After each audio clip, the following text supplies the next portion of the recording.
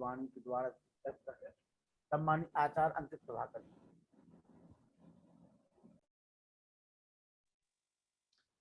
सभी को सादर नमस्ते। आप लोगों को मेरी आवाज आ रही है? ठीक आचार्य जी, आपकी आवाज आ रही थी जी। ओम यतो यतः समीहसे ततो नो अभयं कुरु शं नः कुरु प्रजाभ्यो भयं नः पशुभ्यः। ओम शांति शांति शांति।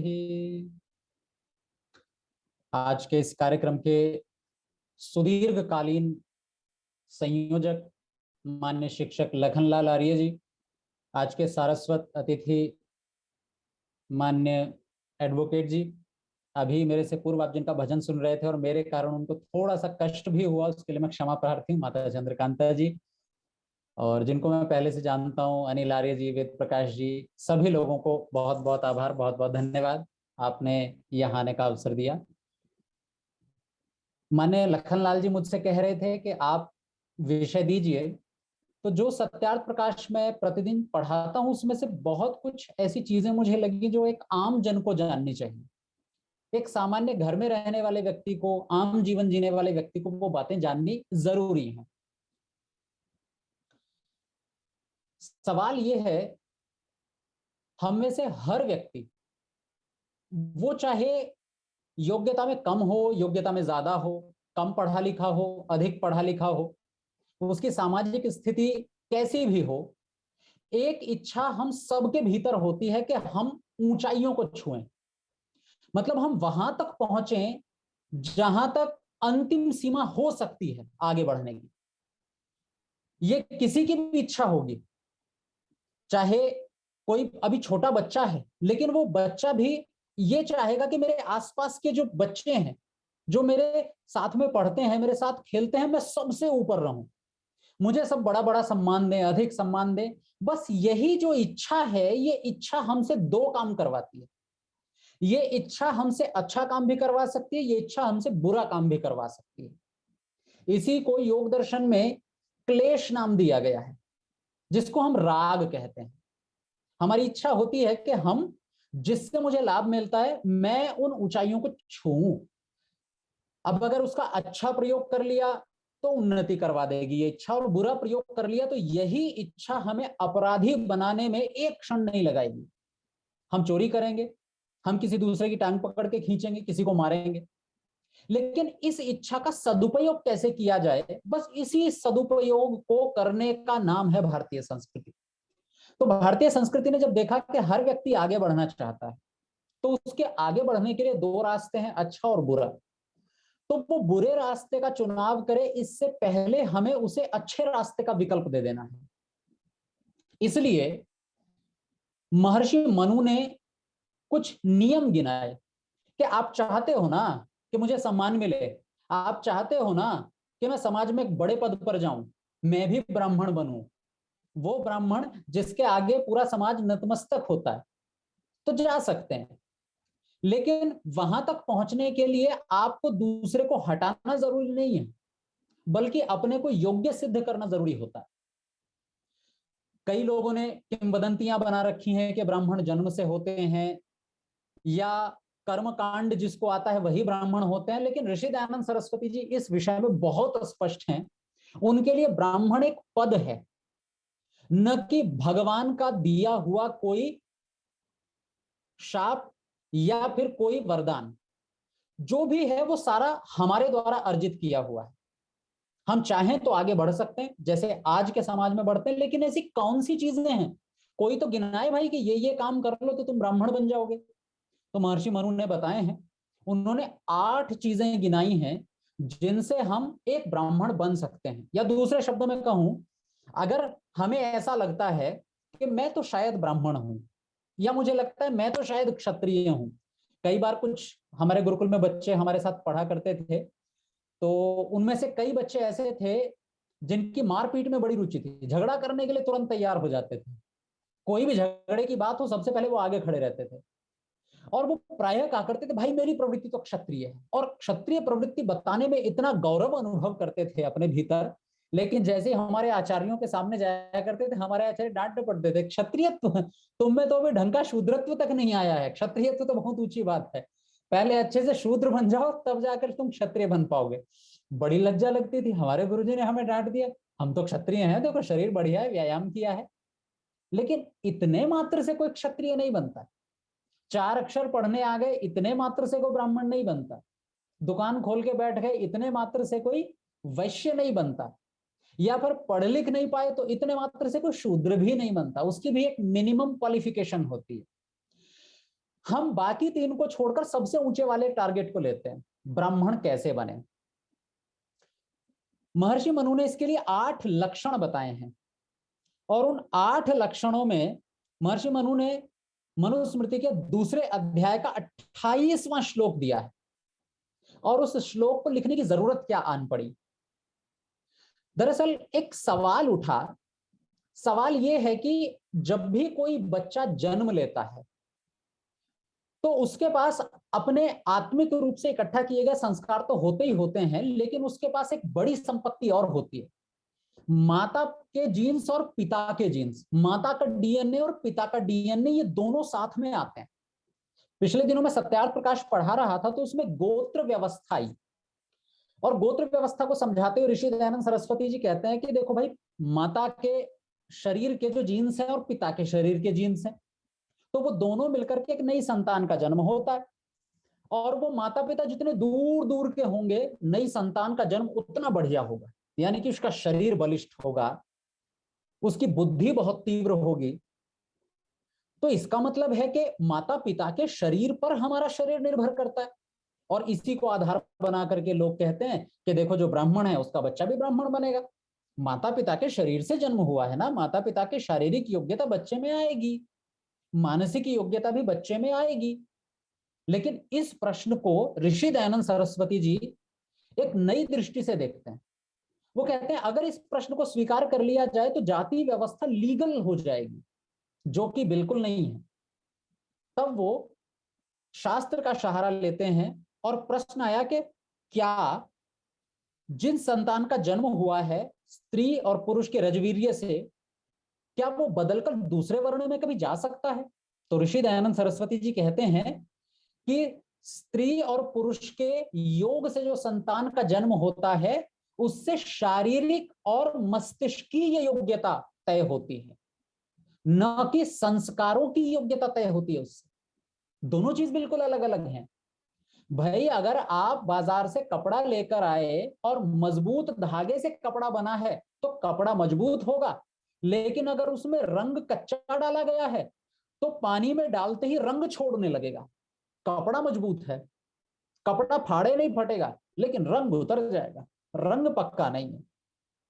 तो शरीर मजबूत है क्योंकि माता पिता का शरीर मजबूत था, लेकिन जरूरी नहीं है कि संस्कार भी अच्छे हों। संस्कार अच्छे होने के लिए हमें अपने संस्कारों पर काम करना पड़ेगा, और ब्राह्मण कोई भी व्यक्ति कब बनता है? जब उसके संस्कार अच्छे हों।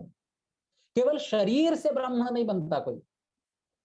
अब सवाल यह होता है कि भाई आत्मा आत्मा एक जैसी, मेरी आत्मा भी एक जैसी, आपकी भी आत्मा वैसी ही है, और दुनिया के हर मनुष्य की आत्मा वही है, तो इसका मतलब आत्मा आत्मा तो एक जैसी है।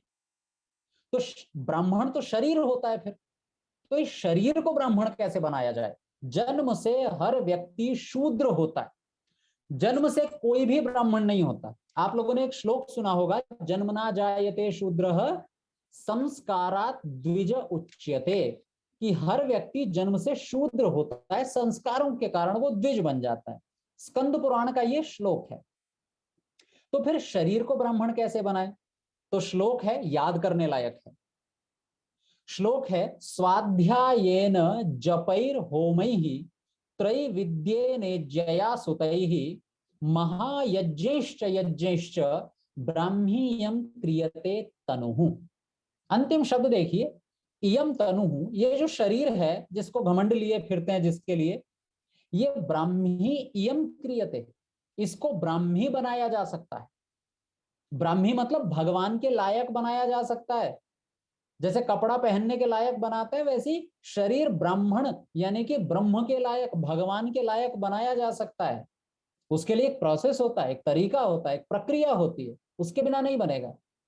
इसमें जो ब्राह्मी शब्द आया है, कई लोग ब्राह्मण शब्द पर भी प्रश्न उठाते हैं, कहते हैं कि देखो जी, ब्राह्मण तो जो थोड़ा बहुत पढ़ लिख लिया, जिसको कर्म कांड आ गया, वो ब्राह्मण नहीं। ब्राह्मण मतलब जो भगवान से जुड़ गया, वो ब्राह्मण। तो दुनिया में ऐसे कितने लोग हैं जो भगवान से जुड़ चुके हैं? एक या दो? इसका मतलब कोई भी ब्राह्मण नहीं है? नहीं। मैंने शायद संभवतः आप लोगों के साथ ही जुड़ा हुआ था उस समय कक्षा में, या केवल यूट्यूब पर था। मैंने उस समय एक बात रखी थी सामने, जो वेद हम पढ़ते हैं ना, 4 वेद, ऋग्वेद, यजुर्वेद, सामवेद, अथर्ववेद, ये 4 वेद क्या हैं? यही भगवान है। देखो, एक नई बात हो सकता है आप लोगों के लिए, हो सकता है आप लोगों के मन में प्रश्न भी उठे इसको लेकर के, लेकिन सवाल यह कि भगवान क्या है, कौन है, कैसा है? तो मेरी जहां तक अभी तक समझ बनी है, वेद ही भगवान है, भगवान और कुछ नहीं है। कि आप कहीं खोजते फिरो साहब, ये भगवान है कि ये भगवान है, कि किसे भगवान मानूं, कि अंदर अनुभूति करूं तो कैसे करूं? दरअसल वेद ही भगवान है, भगवान और कुछ नहीं। सोच रहे होंगे आपके, क्या वेद में जो शब्द लिखे हैं, पंक्तियां लिखी हैं, श्लोक लिखे हैं, या फिर मंत्र छंदों में लिखे हैं, वो भगवान है क्या? नहीं, वो जो लिपि है वो भगवान नहीं है। वेद का मतलब होता है जानकारी, ज्ञान। जो जानकारी, जो डिटेल, जो इंफॉर्मेशन, जो नॉलेज उसमें है, वही तो भगवान है। बाकी भगवान और है क्या? आप सोच कर देखिए। तो ये जो भी व्यक्ति इस वेद से जुड़ जाता है, कनेक्ट हो जाता है, उसे वेद के सिवाय कुछ दिखाई ही नहीं देता, पागल हो जाता है वो। जैसे बच्चे को खेल के सिवाय कुछ नहीं दिखाई देता, भूखे बच्चे को माँ के सिवाय कुछ नहीं दिखाई देता। बच्चा डरा हुआ हो तो माँ के जाके पीछे जाके छिप जाता है, और कुछ सूझता ही नहीं है उसको।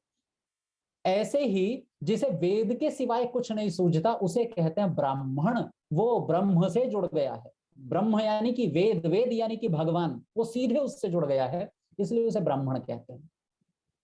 तो कोई भी व्यक्ति यदि ब्राह्मण बनना चाहे तो क्या करे? तो आइए 8 शर्तों पर विचार करते हैं।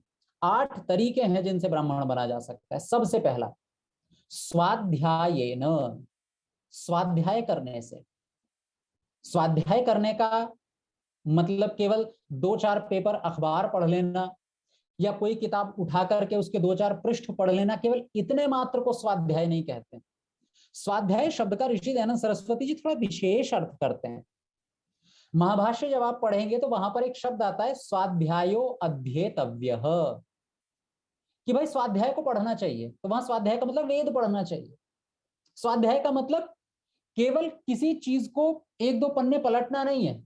स्वाध्याय का मतलब केवल अपने को भीतर से देखना या थोड़ा सा आत्मनिरीक्षण कर लेना, ये भी स्वाध्याय नहीं है। कह रहे हैं वेद पढ़ना स्वाध्याय है, स्वाध्याय अध्येतव्य। तो अगर कोई व्यक्ति, जैसे मैंने पहले ये भी आपको कहा कि कोई व्यक्ति ब्राह्मण कैसे बन सकता है? जो ब्रह्म से जुड़ जाए। ब्रह्म मतलब क्या? वेद। तो जो वेद से जुड़ जाए वो ब्राह्मण। पहली ही शर्त, जो व्यक्ति स्वाध्याय करता है वो ब्राह्मण है। अब आप अपने आप को थोड़ा सा तोल तोल करके देखते रहिए, क्या हम ब्राह्मण हैं? क्या हम वेद को थोड़ा बहुत प्रतिदिन पढ़ते हैं? ये प्रतिदिन की बात है, कभी कभी नहीं। ऐसा नहीं कि किसी अवसर पर पढ़ लिया, आर्य समाज में गए साप्ताहिक रविवार को और हमने वहां पर वेद पढ़ लिया। नहीं, हमारी नियमित दिनचर्या में वेद शामिल है या नहीं? अगर शामिल है तो हम ब्राह्मण हैं या ब्राह्मण की तरफ बढ़ रहे हैं। और अगर हमारी दिनचर्या में वेद शामिल नहीं है तो हम ब्राह्मण नहीं। ये पहली पहचान है ब्राह्मणत्व की। तो अगर किसी को लगता है कि वो ब्राह्मण बनना चाहता है तो तुरंत वेद मंगवाए। नहीं मंगवाए तो आजकल ऑनलाइन भी उपलब्ध है, प्रतिदिन एक मंत्र पढ़ ले। पहला, स्वाध्यायेन। दूसरा शब्द है जपैहि। जप करने से कोई भी व्यक्ति ब्राह्मण बनता है। बहुत सरल है ब्राह्मण बनना, जप करके। अभी पिछले दिनों 1-2 लोगों का, महिलाओं का मेरे पास फोन आया, जी जप कैसे करना चाहिए? मन मन में करना चाहिए या बोलकर करना चाहिए? कैसे करना चाहिए जप? तो लोग कहते हैं 3 तरह का जप होता है। सबसे पहला जप होता है जो हम उच्चारण करते हैं, जैसे बोल करके ओम बोल रहे हैं तो उसको जप कहा जाएगा, जिसको बोलकर करते हैं। दूसरा उपांशु कहा जाता है, कि केवल होंठ हिलेंगे, बाकी आवाज किसी को नहीं आएगी, उसे उपांशु कह देते हैं। और जो मन मन में होता है उसको मानसिक जप बोलते हैं। ये गलत है, गड़बड़ है ये मानसिक जप, उपांशु जप, वाचनिक जप कुछ नहीं होता, जप केवल जप होता है। अब आप सोच रहे होंगे जप केवल जप होता है तो जप का मतलब क्या है? जप को अगर आप संस्कृत की डिक्शनरी में देखें, शब्दकोश में देखें, या प्राचीन शास्त्रों में उसका अर्थ देखें व्याकरण के अनुसार, तो जप शब्द का अर्थ बहुत गहरा और बहुत ही प्यारा, बहुत ही सरल है। देखो योग दर्शन में कहा गया है कि हमें जो प्रणव शब्द है उसका जप करना चाहिए। स्वाध्याय का अर्थ करते हुए वहां कहते हैं स्वाध्यायः मोक्ष शास्त्राणाम अध्ययनम प्रणव जपो वा। स्वाध्याय का मतलब होता है कि मोक्ष देने वाले शास्त्रों को पढ़ना और ओम का उच्चारण करना, जप करना, ओम का जप करना। सवाल यह है ये जप होता क्या है? क्या केवल कुछ शब्दों को लगातार दोहराते रहना, लगातार आवृत्ति करते रहना, क्या ये जप है? अगर ये जप है तो मेरे अनुभव है भी बरसात चल रही है और हमारे कक्ष के बाहर, आप लोगों के घर के बाहर बहुत झिंगुर बोलते होंगे। आप लोगों ने अनुभव किया झिंगुर बोलते हैं बहुत लगातार एक ही टोन में, लगातार एक ही आवाज, एक ही ध्वनि पूरी रात चलती रहती है झिंगुर की। अगर एक शब्द को लगातार दोहराते रहना जप है तो झिंगुर पूरी रात जप करता है। ये अलग बात है वो किस शब्द का करता है, पर जप तो करता है, पूरी रात जप चलता रहता है उसका। अच्छा, आप अपने घर में टेप लगा लीजिए और ओम ओम ओम या गायत्री मंत्र लगातार चल रहा है, जप चल रहा है। आप नहीं बोल रहे, कोई और बोल रहा है, पर जप तो चल रहा है। लेकिन क्या इतना मात्र जप होता है? नहीं। संस्कृत व्याकरण के अनुसार जप शब्द का मतलब है जब हम किसी बात को बिना उच्चारण किए सोचते हैं, उस अवस्था को जप कहा जाता है। लिख लीजिए इसको चाहे तो। जब उस परिस्थिति का नाम है, उस स्थिति का नाम है कि जब हम किसी भी बात को बिना बोले सोच रहे होते हैं, उसे जप कहा जाता है। अब देखिए कि हम कितने लोग हैं जो जप करते हैं। वास्तव में हम जप नहीं करते हैं, बल्कि हम केवल उच्चारण मात्र करते हैं मन मन में। जप के लिए हमें सोचना पड़ेगा। मैं आपको एक उदाहरण देता हूं। मान लीजिए आप सोच रहे हैं कि मुझे कल किसी यात्रा पर जाना है, या मुझे कोई कल काम करना है, ऑफिस का, कार्यालय का काम है। एक तो आप बोल करके, बातचीत करके किसी चीज का समाधान निकाल रहे हैं, 2-3 लोग बैठे और आपस में विचार विमर्श चल रहा है, और वो विचार विमर्श बातचीत बोल करके चल रहा है। एक अपना विचार रखता है, दूसरा अपना विचार रखता है, मैं अपना विचार रखता हूं। तो ये जो विचार विमर्श चल रहा है ये बातचीत करके, बोलकर चल रहा है। लेकिन जब मैं अकेले में बैठकर और बिना मुंह से कोई शब्द बोले तब सोचता हूं किसी भी विषय में, बस उस स्थिति को जप कहा जाता है। तो अब हम देखें योग दर्शन में किस जप की बात कही गई है। तो योग दर्शन कहता है, स्वाध्याय किसे कहेंगे, कि जब आप एकांत में बैठ करके ये सोचते हैं कि मैं कैसे जी रहा हूं, मतलब मेरा जीवन ठीक है या नहीं है, अभी मेरे में दुर्गुणों का कितना भंडार है। जब हमें ये सारी बातें सोचते हैं, उस स्थिति को कहा जाता है जप। केवल शब्द का लगातार उच्चारण जप नहीं कहलाता, सोचना जप कहलाता है, बिना बोले। और हमारे सत्यार्थ प्रकाश में ब्राह्मण बनने के लिए दूसरी शर्त है जप करना। जो व्यक्ति अपने बारे में सोचता है, समाज के बारे में सोचता है, वो ब्राह्मण है। जो व्यक्ति विचारशील है वो ब्राह्मण है, चाहे उसने पढ़ा है, अक्षर पढ़े हैं या नहीं पढ़े हैं, वो ब्राह्मण है। आपको ये बात भी शायद अटपटी लग सकती है कि चाहे उसने कुछ पढ़ा है या नहीं पढ़ा, चाहे उसने अक्षर पढ़े हैं या नहीं पढ़े, ब्राह्मण कैसे हो गया? चलो इसके लिए आपको एक उदाहरण देता हूं। जिस समय ये सृष्टि बनी उस समय इस दुनिया में 4 ऋषि आए थे, 4 ऋषि। और वो 4 ऋषियों से बढ़कर तो दुनिया में कोई ब्राह्मण होगा नहीं, उनसे बड़ा तो शायद हम ब्राह्मण किसी को नहीं समझेंगे। भाई अग्नि, वायु, आदित्य और अंगिरा को 4 वेद मिले, चारों के चारों वेद उनको मस्तिष्क में है, लेकिन उन्होंने यहां आकर के तो कुछ नहीं पढ़ा, उन्होंने एक अक्षर नहीं पढ़ा किसी अध्यापक से, किसी गुरुकुल में जाकर के, लेकिन वो ब्राह्मण हैं। क्यों? क्योंकि उनके पास विचार करने की शक्ति है, वो समझ सकते हैं, सोच सकते हैं कि इस स्थिति में क्या बेहतर रहेगा। उनके पास विचार करने की क्षमता है। जिसके पास विचार करने की क्षमता है और जो विचार करता है, परिस्थितियों को देख करके सही निर्णय निकालता है, सही समाधान समाज को देता है, उसे ब्राह्मण कहा जाएगा। दूसरी शर्त, जपई ही, जप करने वाला ब्राह्मण होता है, यानी कि विचार करने वाला ब्राह्मण होता है। तीसरी शर्त है होमई ही, होम करने वाला ब्राह्मण होता है। होम करने का अर्थ हम सीधा सा समझते हैं, केवल आहुति दे देना। यज्ञ में बैठे, आग जलाई, थोड़ा सा घी रखा, थोड़ी सी सामग्री रखी और उस अग्नि में लगातार घी सामग्री डालते रहना, ये होम कहलाता है। हमारे लिए बड़ा सरल सा काम है ये, नहीं इतना छोटा काम नहीं है होम। होम के लिए गीता में एक बड़ा अच्छा सा श्लोक आया है, आप समझ जाएंगे कि होम का महत्व क्या है और होम का अर्थ क्या है। गीता में श्लोक आया, देवान भावयतानेन ते देवा भावयन्तु वह परस्परम भावयन्तः परम श्रेयम अवाप्स्यथ। वो कह रहे हैं कि ये जो प्रकृति की शक्तियां हैं ना, अग्नि, जल, वायु, आकाश, वर्षा, सूर्य, पृथ्वी, चंद्रमा, ये सब हमारे जीवन को स्थिर किए हुए हैं। मतलब मैं जी रहा हूं वो इसलिए क्योंकि ये प्रकृति की शक्तियां बड़ी संतुलित मात्रा में हैं, इसलिए मेरा जीवन चल रहा है। लेकिन अगर इनका संतुलन बिगड़ जाए तो मैं बिगड़ जाऊंगा, मेरा अस्तित्व समाप्त हो जाएगा। फिर अगर मुझे जीवित रहना है तो क्या करना पड़ेगा? तो वहां पर एक और अगला अच्छा सा श्लोक दिया। तो कह रहे हैं अगर आप चाहते हैं कि प्रकृति आपको लगातार कुछ कुछ देती रहे, तो वो कह रहे हैं कि आपको देना पड़ेगा। आपको अपने हिस्से में से कुछ हिस्सा निकालकर प्रकृति को देना पड़ेगा, और तब आप ये सोच सकते हो, ये अपेक्षा कर सकते हो कि प्रकृति भी आपको कुछ दे। वहां पर एक बड़ा अच्छा सा सुंदर सा श्लोक है।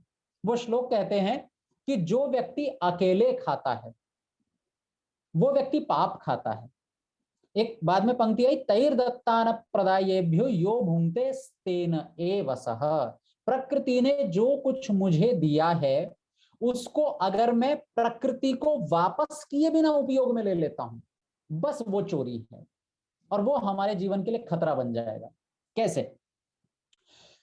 देखो, पहले भी शायद ये उदाहरण आ चुके हैं, लेकिन आपके लिए नए तरीके से सोचने का अवसर मिलेगा इस पर। जिस समय हमें कुछ भी प्रकृति से मिलता है तो हमें प्रकृति को वापस करना बहुत जरूरी होता है। जैसे उदाहरण के लिए पानी बरसा और बरस करके नदियों के द्वारा होता हुआ गांवों में से, शहरों में से या कॉलोनियों में से निकलता हुआ और समुद्र तक जाता है। हम लोग उसका उपयोग करते हैं और उस शुद्ध पानी को वापस समुद्र तक जाने देते हैं। वही पानी समुद्र में जाता है तो वो दोबारा उठता है और फिर हमारे लिए चलता रहता है। ये एक चक्र है। ठीक उसी प्रकार से जब एक किसान खेती करता है और उसे साल में जब फसल पक जाती है और फसल को घर ले आता है, तो वो सारी की सारी फसल उपयोग नहीं करता, बल्कि कुछ अनाज के दानों को दोबारा से खेत में जाने देता है। अगर वो खेत में अनाज नहीं जाने देगा तो उसको अनाज नहीं मिलेगा, क्योंकि प्रकृति का एक सीधा सा नियम है, प्रकृति को मिलेगा तो वो 1000 गुना करके देगी, और नहीं मिलेगा तो प्रकृति कुछ नहीं देगी, जो है उसे भी ले लेगी। तो इसलिए जो आपको प्रकृति से मिला है उसमें से कुछ हिस्सा निकालकर वापस प्रकृति को देते रहिए, तो प्रकृति का संतुलन बना रहेगा। बस इसी संतुलन बनाने के लिए जो भी काम किया जाता है उस काम को कहते हैं होम। होम शब्द का मतलब केवल घी में मतलब अग्नि में घी डालना नहीं है, बल्कि जो कुछ मैंने प्रकृति से लिया है प्रकृति को उसका अंश वापस लौटाना, ताकि ये प्रकृति वैसी की वैसी चलती रहे और मेरे जीवन के लिए जरूरी चीजें मुझे देती रहे। इसका नाम है होम। अब उसके लिए सबसे अच्छा तरीका है कि हम घी की आहुति दें, तो प्रकृति थोड़ी संतुलित रहती है। लेकिन केवल इतने मात्र से नहीं होता, और भी बहुत सारी चीजें हैं जो हमें प्रकृति को वापस देनी होती हैं। उसमें केवल घी की आहुति नहीं आती है, उसमें अन्न भी वापस करना होता है। वायु को शुद्ध करने के लिए तो हमने यज्ञ कर लिया, लेकिन जल को शुद्ध करने के लिए क्या किया? कुछ भी नहीं किया। वो भी हमें वापस देना होता है। तो जितने ऐसे काम है वो सब होम कहलाते हैं। जो व्यक्ति ये काम करता है वो ब्राह्मण है। जो प्रकृति से जितना लिया है उतना वापस भी करता है, वो होम करने वाला है, वो ब्राह्मण है। आगे कहते हैं त्रैविद्येन, जो 3 तरह की विद्याओं को पढ़ता है वो ब्राह्मण है। अब ये त्रैविद्य ने क्या बला है, देखो हमारे जो शास्त्र हैं उन शास्त्रों में 4 प्रकार की विद्या है, 4 प्रकार की विद्या। आप जिस समय अर्थशास्त्र पढ़ेंगे, चाहे मनुस्मृति पढ़ेंगे या चाहे आप पढ़ेंगे न्याय दर्शन, कोई भी ग्रंथ पढ़ेंगे, तो हर ग्रंथ के प्रारंभ में विद्याओं के नाम गिनाए जाते हैं। तो 4 तरह की विद्या होती है, 4 तरह का ज्ञान इकट्ठा करना होता है एक व्यक्ति को। सबसे पहला है उसमें त्रयी विद्या, दूसरी विद्या है आन्वीक्षिकी विद्या, तीसरी है वार्ता विद्या और चौथी है दंड नीति। आप चाहे तो लिख लीजिए, 4 प्रकार की विद्या होती है, त्रयी, आन्वीक्षिकी, वार्ता और दंड नीति। इनके अतिरिक्त दुनिया में और कोई विद्या नहीं है जो इसके बाहर जाती हो।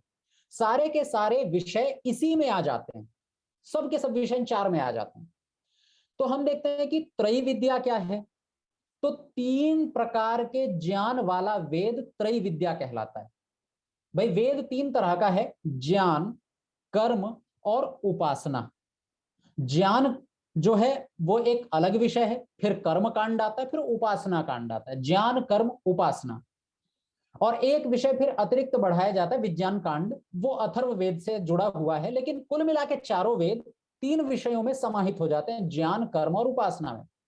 दुनिया बनी ही 3 चीजों से है। भाई आप किसी चीज के बारे में जानते हैं तो ज्ञान है, करने लगते हैं, कर्म है, पा लेते हैं, उपासना है, बस ये 3 ही चीजें हैं।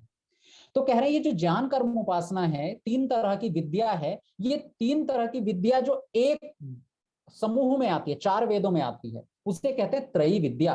तो यूं समझिए चारों वेदों को पढ़ना त्रयी विद्या को पढ़ना कहलाता है। त्रयी विद्या माने 4 वेद। दूसरी विद्या आती है आन्वीक्षिकी विद्या।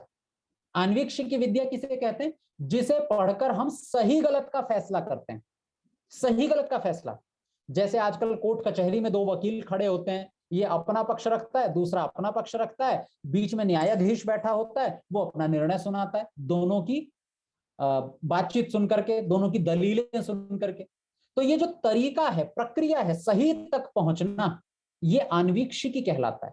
आन्वीक्षिकी माने देखना, बारीकी से देखना। तो वो जिन जिन चीजों को पढ़ करके ये विद्या हमें आती है, वो सब आन्वीक्षिकी में सम्मिलित हो जाते हैं। तीसरी विद्या है वार्ता। ये वार्ता क्या है, तो दरअसल वार्ता विद्या में अर्थशास्त्र आता है। वार्ता विद्या में अर्थशास्त्र आता है, यानी कि हमें दुनिया से किस तरह से बेहतर चीजों में का उपयोग लेना है। दुनिया तो हमारे पास बहुत भंडार भरा पड़ा है, इतनी अनंत प्रकृति हमारे सामने है कि इस अनंत प्रकृति को जानते जानते ही एक आदमी बूढ़े होकर मर जाए, कई पीढ़ियां निकल जाएंगी। लेकिन इस प्रकृति से सही उपयोग ले लेना, ये वार्ता कहलाती है। मैं आपको एक उदाहरण देता हूं, देखो अच्छा सा, हम कहां दुरुपयोग कर रहे हैं वार्ता का। आप कहेंगे अर्थशास्त्र तो पहले कहां था, अब ज्यादा अच्छा है, अब ज्यादा नए नए आविष्कार बन रहे हैं, नई नई चीजें बनकर आ रही हैं जिनका हम उपयोग कर सकते हैं। नहीं, वार्ता विद्या कहती है कोई भी वस्तु ऐसी नहीं बननी चाहिए जिससे मनुष्य या प्राणियों के जीवन पर खतरा मंडराए। ऐसी वस्तुओं का आविष्कार करना जो हमारे लिए काम की है, जो हमारे लिए लाभदायक है, उनका आविष्कार करना वार्ता कहलाता है। एक उदाहरण लीजिए, पहले पहले अगर किसी व्यक्ति ने प्लास्टिक की खोज की हो तो कितना खुश हुआ होगा, शायद बड़े बड़े पुरस्कार भी उसको मिले होंगे कि मैंने इतने अच्छी चीज की खोज की है कि मतलब लोगों का काम सरल हो जाएगा, लोग सामान पैक करके ले जाएंगे, सीलन नहीं आएगी, कीड़ा मकोड़ा नहीं जाएगा उसके अंदर। लेकिन आज वही प्लास्टिक हमारे जीवन के लिए भयंकर खतरा बना हुआ है, कैसे निस्तारण करें ये समझ में नहीं आ रहा किसी को। तो किसी को खुशी हुई हो सकती है, लेकिन वो आविष्कार वार्ता विद्या के अंतर्गत नहीं आता, वो अर्थशास्त्र के अंतर्गत नहीं आता। जैसे एक और उदाहरण देता हूं मैं आपको, आपको लगेगा कि जिस चीज का उपयोग कर रहे हैं उसी का विरोध कर रहे हैं। अब है तो है, क्या करें। अभी जो हम लोग इंटरनेट का उपयोग कर रहे हैं, आप भी उधर इंटरनेट पर बैठे हैं, मैं भी इंटरनेट पर बैठा हूं, मेरे अकेले के बंद करने से कुछ नहीं होगा और बंद किया भी नहीं जा सकता, वर्तमान की परिस्थितियां ही ऐसी हैं। लेकिन जिसने आविष्कार किया होगा उसने तो ये सोचा होगा मैं तो कितना बढ़िया काम कर रहा हूं, लाभ के लिए कर रहा हूं। लेकिन शोधकर्ता कहते हैं कि इंटरनेट इस दुनिया में सबसे ज्यादा कार्बन डाइऑक्साइड जनरेट करता है, बनाता है। मतलब एक गाड़ी जितना कार्बन डाइऑक्साइड बनाती है ना, उससे ज्यादा, मतलब इन सब गाड़ियों से ज्यादा इंटरनेट से कार्बन डाइऑक्साइड बनती है। कैसे बनती है? क्योंकि इंटरनेट चलाने के लिए जो सर्वर लगाने पड़ते हैं, उन सर्वर को चालू रखने के लिए एसी लगानी पड़ती है, और उस एसी को लगाने से, एसी के चलने से कितना ज्यादा कार्बन डाइऑक्साइड पैदा होता है? O3 पैदा होता है। O3 वही जो ओजोन परत है, उस O3 तो संभवतः ओजोन परत को कहते हैं। उस ओजोन परत में छेद करने वाली जो गैस होती है, वो इस एसी से पैदा होती है। जो भी चीज ठंडक पैदा करती है, जो भी मशीन, चाहे वो वाटर कूलर हो या एसी हो, वो सब इस गैस को जनरेट करती है, बनाती है। तो जितना इंटरनेट प्रयोग करने से प्रदूषण होता है, उतना शायद ही किसी से होता है। तो आविष्कार हुए, लेकिन ऐसे आविष्कार जो बाद में जाकर के खतरा बन रहे हैं हमारे लिए। इसी विद्या का नाम है अर्थशास्त्र के एक भी वस्तु ऐसी ना बन जाए जो हमारे लिए खतरा उत्पन्न करे। अर्थशास्त्र का मतलब केवल पैसे का शास्त्र नहीं होता है। अर्थ का मतलब होता है वस्तु जो मेरे काम में आए, और उनका मैनेजमेंट अर्थशास्त्र कहलाता है, जिसका नाम है वार्ता। अब आपको एक मजेदार बात बताता हूं, इसको अर्थशास्त्र नाम क्यों नहीं दिया, वार्ता नाम क्यों दिया? वार्ता नाम तो ऐसा लग रहा है जैसे बातचीत। भाई वार्ता तो हम बातचीत को समझते हैं, या संस्कृत में वार्ता समाचार को कहते हैं, हिंदी में समाचार, संस्कृत में वार्ता कह देते हैं। तो ये वार्ता नाम क्यों रख दिया है इतनी अच्छी विद्या का? दरअसल वार्ता शब्द का जो निर्माण है वो है वृत्त धातु से हुआ है, और वृत्त धातु का अर्थ होता है अस्तित्व। अस्तित्व अर्थात ऐसी विद्या जिससे मेरा अस्तित्व बचा रहे, उस विद्या का नाम है वार्ता विद्या। और चौथी विद्या है दंड नीति। दंड नीति, राज्य संचालन करने की नीति, दंड नीति, ये चौथी विद्या है।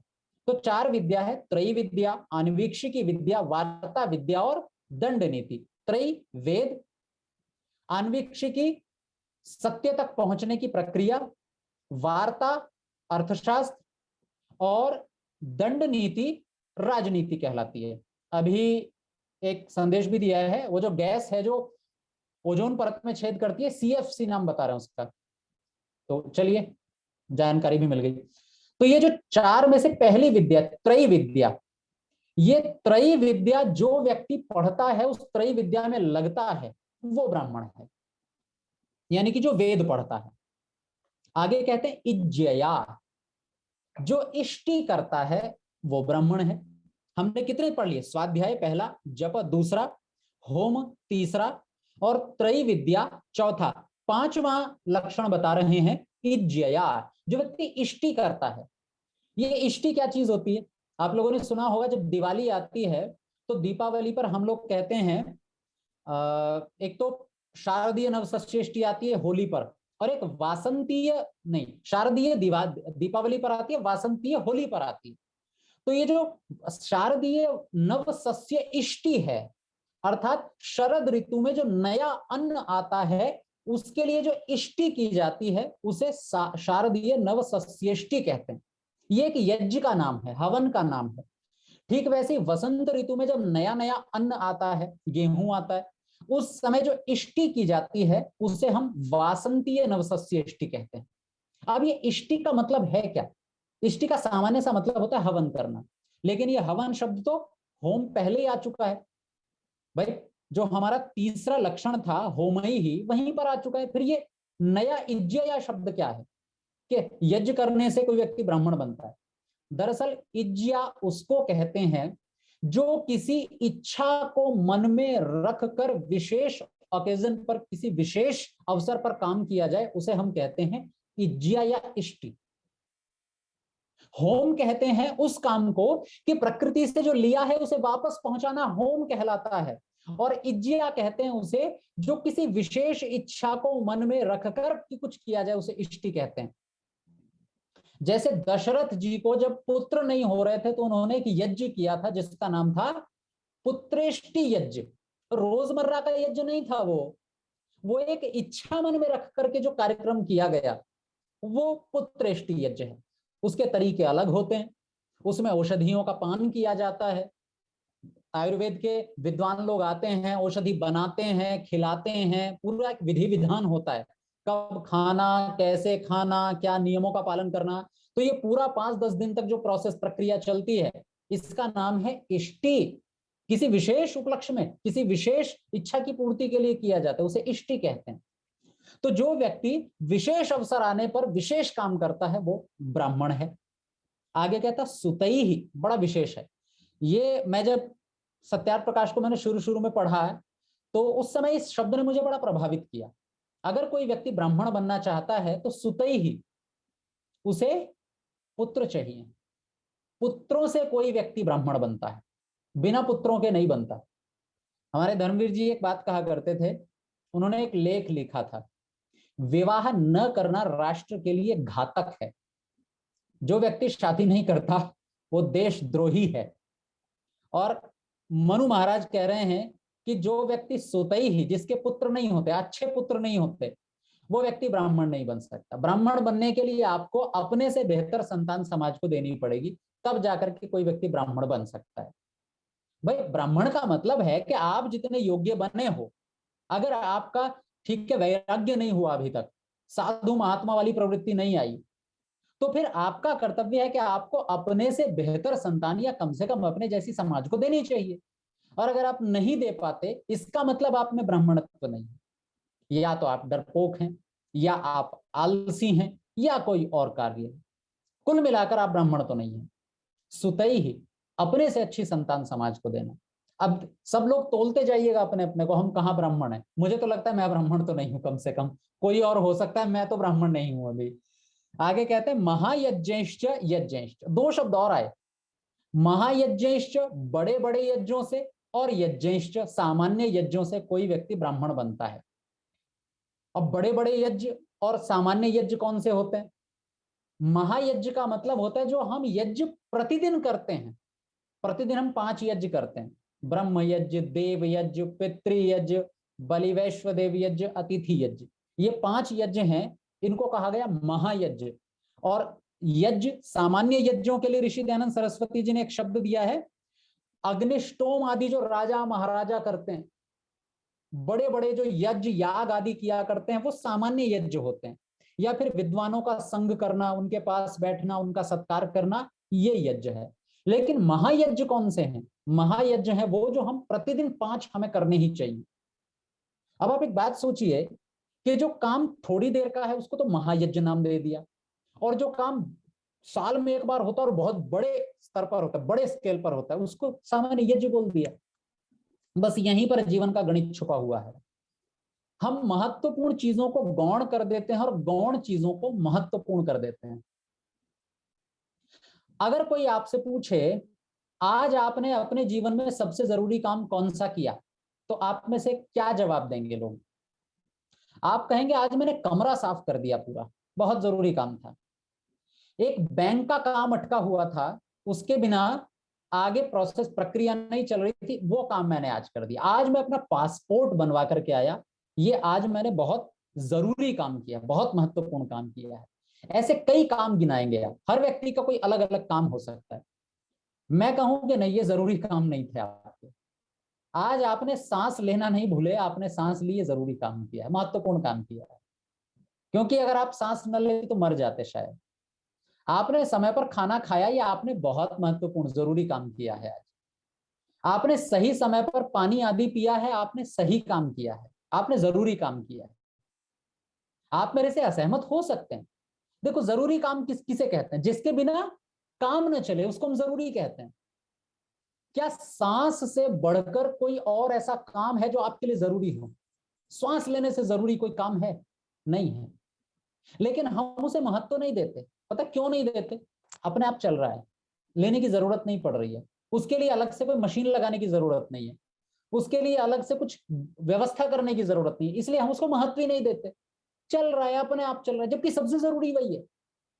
खाना खाना, जीवन जीना, पानी पीना, सही व्यवहार करना, ये सबसे जरूरी है, और इनको हम कम महत्व देते हैं। महत्व किसको देते हैं? जरूरी महत्वपूर्ण क्या काम किए, जो शायद जिनके बिना काम चल सकता था, वो हम उनको महत्वपूर्ण श्रेणी में डाल देते हैं। ऐसे ही हमारे साथ ये होता है कि जब बड़े बड़े यज्ञों की बात आती है तो हमारे मन में आता महायज्ञ कौन से होंगे, जो राजा महाराजा बड़े बड़े यज्ञ कुंड बनवा करके हवन करते हैं। नहीं, अरे वो यज्ञ जिनके बिना मेरा जीवन रुक जाएगा, समाज रुक जाएगा वहीं के वहीं, उसे महायज्ञ कहेंगे। वो बड़े यज्ञ हैं, वो जरूरी है समाज के लिए। जैसे ब्रह्म यज्ञ करना सबसे जरूरी है, प्रतिदिन सोचना अपने बारे में, मैं कौन हूं, कैसे हूं, ठीक हूं नहीं हूं, गलत कर रहा हूं कि सही कर रहा हूं, ये सारे ब्रह्म यज्ञ में आते हैं, ये सबसे जरूरी है।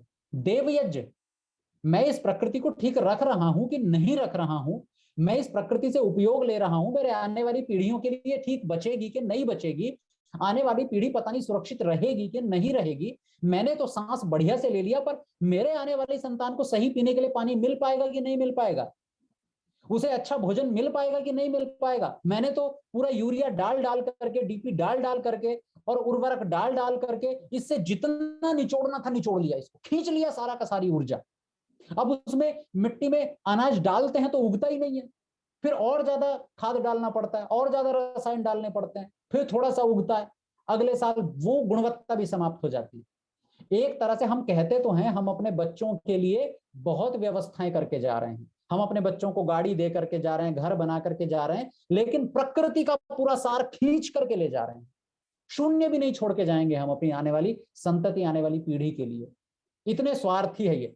और संभवतः 21वीं सदी से स्वार्थी पीढ़ी न कभी हुई होगी और शायद न कभी होगी, जितना दोहन प्रकृति का 21वीं सदी के लोगों ने किया है और कोई नहीं कर सकता, अंधाधुंध कर रहे हैं। कहते हैं कि आने वाले समय में अगर कोई युद्ध छिड़ेगा तो वो पानी को लेकर छिड़ेगा, जमीन को लेकर नहीं छिड़ेगा, शासन को लेकर नहीं छिड़ेगा, पानी को लेकर के छिड़ेगा। सोचिए, जीवन के लिए वो चीज जो हर जगह उपलब्ध थी, जो निशुल्क थी, जिसके लिए कोई किराया नहीं लगता था, उसके लिए युद्ध छिड़ने वाला है भविष्य में, ऐसे आसार नजर आ रहे हैं। इतने महान व्यक्ति है ये 21वीं सदी के लोग, हम लोग इतने महान लोग हैं। मैं तो कई बार सोचता हूं कि हम लोग जो प्रकृति का इतना दोहन कर रहे हैं, तो आने वाली पीढ़ी का तो पता नहीं, हमारे जीते जी जो हम अभी युवा हैं, शायद 20-30 साल बाद हमारे सामने भी ये समस्या है कि हमें पीने के लिए ढंग का पानी न मिल पाए। अभी पिछले दिनों माननीय प्रधानमंत्री जी ने एक सब लोगों के लिए नारा दिया था, आत्मनिर्भर भारत का, कि हमें आत्मनिर्भर बनना है। देखो, प्रकरण से थोड़ा हटकर है, लेकिन ये आत्मनिर्भरता होती क्या है? अभी एक बात आई प्रकृति वाली, इसलिए आपके सामने बोल देता हूं। क्या है आत्मनिर्भरता? कौन है आत्मनिर्भर? हम आत्मनिर्भरता की तरफ जा रहे हैं या हम दूसरे के निर्भर बनते जा रहे हैं? पहले तो हम एक सीधे से गणित को समझ लें। शास्त्रकार कहते हैं सर्वम परवशम दुखम सर्वम आत्मवशम सुखम। अगर आप सुखी होना चाहते हैं तो जितने जितने आत्मनिर्भर होते जाएंगे उतने सुखी हैं, और जितने जितने दूसरे पर निर्भर होते जाएंगे उतने उतने दुखी हैं। आत्मनिर्भरता होती क्या है?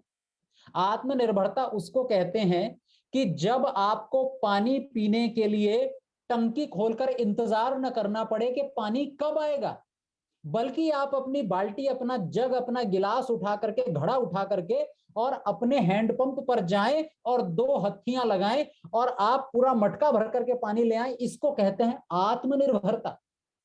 आपको किसी की तरफ तकना नहीं है, टकटकी लगा के नहीं देखना कि साहब म्यूनिसिपैलिटी की तरफ से, नगर पालिका की तरफ से जब टंकी का पानी आएगा, बैठे हैं कब आएगा पानी, लाइन लगी पड़ी है मुंबई में। ये है परनिर्भरता, हम दूसरे के निर्भर बन रहे हैं। अभी हमें अनाज चाहिए, खाने के लिए भोजन चाहिए। पहले क्या होता था, आप अपने घर में बैठे हैं, आप या तो स्वयं किसान हैं या किसी किसान के यहां काम करते हैं, तो आपके पास अन्न है, कोई कमी नहीं है अन्न की। घर के कोठी जो है उसमें टंकी में अनाज भरा पड़ा है, आप आत्मनिर्भर हैं। कोरोना के समय में पिछले दिनों सबसे बड़ी समस्या जो आई, लोगों के पास खाने के लिए नहीं था अन्न। सोचिए कितनी भयंकर स्थिति। एक तरफ देश हमारा कभी उस स्थिति में था कि जिस समय अन्न समाप्त नहीं होता था, दुनिया में कुछ भी समाप्त हो जाए। आज सबसे बड़ा संकट अन्न पर आया। कितने आत्मनिर्भर बने हैं हम परनिर्भर बन चुके हैं। जब तक दुकान नहीं खुलेगी, हमारे पास खाने के लिए अन्न नहीं होगा, हमारे पास पीने के लिए पानी नहीं होगा, इतने आत्मनिर्भर बने हैं हम। हमें कपड़े चाहिए तो हमें शहर में दुकान पर जाना पड़ता है। अगर कहीं मान लीजिए दुकान बंद हो गई, हमें तो कपड़े ही नहीं मिलेंगे। पहले आपके गांव में ही जुलाहे हुआ करते थे, कपड़े बुन करके मिल जाते थे। आपके यहाँ मोची हुआ करता था, जूते बन करके मिल जाते थे। आपके यहाँ बढ़ई हुआ करता था, घर में जितना भी फर्नीचर का काम है वो सब हो जाया करता था। हम सब आत्मनिर्भर थे। एक गांव अपने आप में एक पूरा का पूरा विश्व हुआ करता था। अभी अगर आपसे शहर कनेक्टिविटी टूट जाए, सड़क टूट जाए, बाढ़ आ जाए, तो भूखों मरने के लाले पड़ जाएंगे। इतनी बुरी हालत हो गई गांव में। लेकिन पहले गांव में ऐसा नहीं होता। एक गांव अपने आप में कंप्लीट एक विश्व हुआ करता था, आत्मनिर्भर पूरा का पूरा। वहीं के वहीं सारे काम मिल जाएंगे आपको। अब नहीं है ऐसा, हम पर निर्भर बनते जा रहे हैं। जब तक बिजली नहीं आएगी तब तक हम नहीं पढ़ सकते। पहले ऐसा नहीं था, आप कुछ भी कर सकते हैं, बिना बिजली के जीवन चल रहा था, मजे में चल रहा था। जब तक बिजली नहीं आएगी, पंखा नहीं चलेगा, हमारा सांस ऊपर का ऊपर नीचे का नीचे रहेगा, मर जाएंगे हम बिना बिजली के। पहले लोग मजे में जी रहे थे बिना बिजली के, पर निर्भर बनते जा रहे हैं। तो आत्मनिर्भरता पहले थी, अब नहीं है। जितना जितना हम साधनों के ऊपर निर्भर होते जाएंगे, उतना उतना दुखी होते जाएंगे। और कोई भी हमें ब्लैकमेल कर सकता है। बिजली नहीं देंगे, सब पेट्रोल नहीं देंगे आपको, पेट्रोल नहीं देंगे तो हमें गाड़ी नहीं चलेगी, गाड़ी नहीं चलेगी तो घर में बैठे हैं, घर वाले पूछ रहे भैया तुम्हें स्कूल जाना था, स्कूल क्यों नहीं जा रहे? पेट्रोल नहीं है गाड़ी में। अरे दुनिया स्कूल नहीं जाती थी पहले? साइकिल उठा के साइकिल से चले जाओ ना, सुबह जल्दी निकलो पैदल चले जाओ ना। नहीं जाएंगे साहब, गाड़ी नहीं है, पर निर्भर, काम ही नहीं हो पाएगा। और दूसरा व्यक्ति आपको नचाएगा अपने इशारों पर, पेट्रोल तब दूंगा जब मेरी ये बात मानोगे। हम कहेंगे बाबूजी पेट्रोल दे दो, हमारे तो काम ही ठप हो गए सारे के सारे। दूसरे ने हमें अपने ऊपर निर्भर बना लिया है।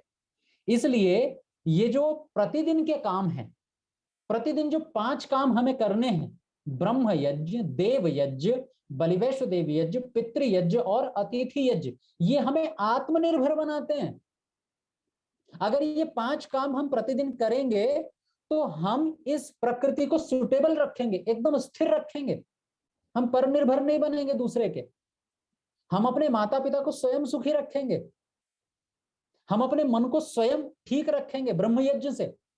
हमें किसी गुरु के पास जाने की जरूरत नहीं है, हमें किसी मोटिवेशनल स्पीकर के पास जाने की जरूरत नहीं है, किसी जो आजकल शायद उनको जो कंसल्ट करते हैं, उनको पता नहीं क्या बोलते हैं, कंसल्टेटर जो भी बोलते हैं, तो उनके पास जाने की आपको जरूरत नहीं है। परामर्शदाता। आप अपने परामर्शदाता हिंदी में, आप स्वयं अपने जीवन को रोज ठीक कर रहे हैं। ये होता है आत्मनिर्भर। इसीलिए इनको क्या नाम दिया गया? महायज्ञ। ये महायज्ञ हैं, ये सबसे जरूरी हैं, इन्हें पहले करो, बाकी चीजें बाद में देखी जाएंगी। ये प्रतिदिन करने के हैं। जैसे कि मैंने आपको बताया, दिन में सबसे जरूरी काम हम करते हैं सांस लेना, फिर सबसे जरूरी काम हम करते हैं पानी पीना, फिर सबसे जरूरी काम करते हैं खाना खाना, फिर सबसे जरूरी काम करते हैं हम अपने शरीर को ठीक रखना, फिर सबसे जरूरी काम करते हैं अपने परिवार के लोगों से अच्छे व्यवहार करना, अच्छी बातचीत करना, फिर सबसे जरूरी करते हैं माता पिता की सेवा करना। ये सबसे जरूरी काम है, ये महान काम है, बड़े काम। बैंक से काम करवा लाना, बाजार से सामान खरीद के लाना, ये महान काम नहीं है, बड़े काम नहीं है, कभी कभी करने के काम है। इसलिए दयानंद सरस्वती जी ने प्रतिदिन के 5 यज्ञों को महायज्ञ कहा, और जो कभी कभी साल में एक आध बार राजा महाराजा करते हैं उनको केवल सामान्य यज्ञ नाम दिया। तो ये 8 काम ऐसे हैं जो हमें ब्राह्मण बनाते हैं। अब हम देख सकते हैं कि हम ब्राह्मण हैं या नहीं, नहीं है तो इन कामों को करना शुरू कर दें। कितने कर रहे हैं, कितना ब्राह्मणत्व हम में आया, हम स्वयं तोल सकते हैं अपने आप को। एक बार दोबारा दोहरा लेते हैं। स्वाध्यायेन, स्वाध्याय करने से, पहला। जपई ही, जप करने से, दूसरा। जप माने मानसिक रूप से सोचना, विचार करना मैं कहाँ हूं। होमई ही, होम करना, होम करने का मतलब प्रकृति से जितना लिया है उतना उसको वापस करना। त्रैविद्येन, त्रयी विद्या पढ़ना यानी कि वेदों को पढ़ना, चौथा। पांचवा इज्जया, किसी विशेष अवसरों पर विशेष कार्य करना, उसको इष्टि कहते हैं। जैसे अमावस्या या पूर्णिमा को यज्ञ किया जाता है, पांचवा। छठा है सुतई ही, अच्छी संतान को जन्म देना। सातवां महायज्ञों को करना, जो 5 प्रतिदिन के यज्ञ हैं। और 8वां सामान्य यज्ञों को भी वार्षिक या षाण्मासिक 6 महीने में एक आध बार, वो विशेष अवसरों पर उनको भी करते रहना। ये 8 प्रकार के कर्म किसी के भी शरीर को ब्राह्मण बनाने के लिए पर्याप्त हैं। इनसे ब्राह्मी इयं क्रियते तनुः, ये शरीर ब्राह्मण बनाया जा सकता है, कोई भी बना सकता है, चाहे वो कहीं भी, किसी भी कुल में, किसी भी समाज में, किसी भी परिस्थिति में, देश के किसी भी कोने में क्यों ना पैदा हुआ हो, वो अपने को ब्राह्मण इन 8 कामों को करके बना सकता है। ऐसा हम नहीं, ऐसा महर्षि मनु कहते हैं। शास्त्रों की और ऋषियों की ये हमको पहचान बताई गई है।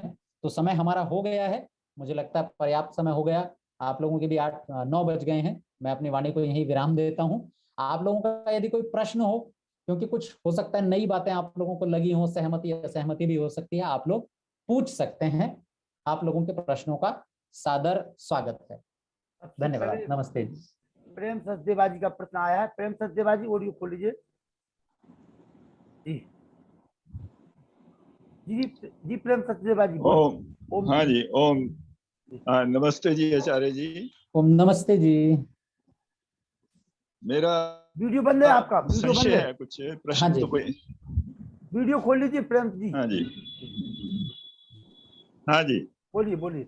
जी मेरा एक संशय है कि हम जो जिस माता पिता के यहाँ जन्म लेते हैं, जी। तो वो हमारे प्रारब्ध होते हैं, पूर्व संस्कार होते हैं। हम्म। और अगर पुण्य संस्कार हैं तो ब्राह्मण वर्ग में, ब्राह्मण तो मतलब आपने बताया कि ज्ञानी, जो परिवार में ज्ञानी माता पिता होते हैं, तो वो ब्राह्मण ही कहलाते हैं। जी जी। और जन्म लेने से उस बालक में जो संस्कार आए, पहले के संस्कार थे, वो अधिक पल्वित हो जाते हैं, हाँ क्योंकि ठीक है ना जी। जी, और बिल्कुल। माता पिता उसे किसी अच्छे गुरुकुल में डालकर उस बालक को पूरा मौका देते हैं। वो पुरुषार्थ अगर करता है तो वो समाज के लिए हितकारी होता है। तो जी ये जरूरी है कि बालक जो है, वो अगर उसके प्रारब्ध हैं तो वो ब्राह्मण के यहाँ ही जन्म लेगा। ब्राह्मण का मतलब ज्ञानी माता पिता। तो इसमें आपने कुछ बताया था, तो वो थोड़ा सा मुझे संशय सा हो रहा था। तो ये क्या सही है जो मैं कह रहा हूँ? बिल्कुल सही है, ये बिल्कुल सही कहा आपने। मैंने ऐसी कौन सा वाक्य था जिस पर संशय था, वो भी बता दीजिए तो मैं अपने को ठीक कर लूंगा, अगर मुझसे त्रुटिवशात कुछ भूल गया हो तो। नहीं, मुझे वो सेंटेंस तो नहीं याद है, लेकिन क्योंकि प्रकरण बहुत लंबा था, तो उसको मैंने सम अप करके इस तरह बताया, तो कोई मेरा इसमें कोई नहीं, संशय तो आपने नहीं है बिल्कुल ये? नहीं, आप बिल्कुल सही कह रहे हैं, ठीक है, एकदम सही। धन्यवाद जी। जी धन्यवाद। धन्यवाद, धन्यवाद जी। प्रवीण आर जी प्रश्न पूछिए। प्रवीण जी, प्रवीण आर जी, वीडियो खोल लीजिए। प्रवीण जी। ओम। ओम जी, हाँ बोलिए। हाँ, नमस्ते आचार्य जी। नमस्ते जी। हाँ, ठीक हो आचार्य जी। हाँ ठीक है हाँ, जी। ये कह रहे थे आचार्य जी, आपने ये बताया कि जैसे ब्राह्मण के बारे में कि बिना पढ़े लिखे भी, मतलब एक समझदार व्यक्ति भी ब्राह्मण हो सकता है, तो मैं समझा नहीं आचार्य जी, कैसे हो सकता है? देखो, आज क्योंकि हमें वेद मिले नहीं हैं, मैंने वहां पढ़े लिखे का मतलब था अक्षर, मैंने एक शब्द का प्रयोग किया था वहां पर कि जरूरी नहीं है पढ़े लिखे का मतलब केवल अक्षर पढ़ना हो। जैसे हाँ जी। आजकल कई लोग पढ़े लिखे को अंग्रेजी से जोड़ देते हैं। पढ़े लिखे का मतलब होता है आज की दृष्टि में साक्षर, साक्षर में जिसको अक्षर आते हो। हाँ आचार्य जी। ये पढ़े लिखे की पहचान नहीं है। पढ़े लिखे का मतलब हो मतलब है जो समझदार हो, जो परिस्थितियों को समझ के सही निर्णय ले सकता हो, अच्छा उसे आचार्य। मतलब ब्राह्मण कहेंगे, भले ही उसने अंग्रेजी ना पढ़ी हो। भाई एक बात सोचिए, आप अगर अपने परिवार में किसी बड़े अच्छे परिवार में पैदा हुए हैं, जन्म लिया है,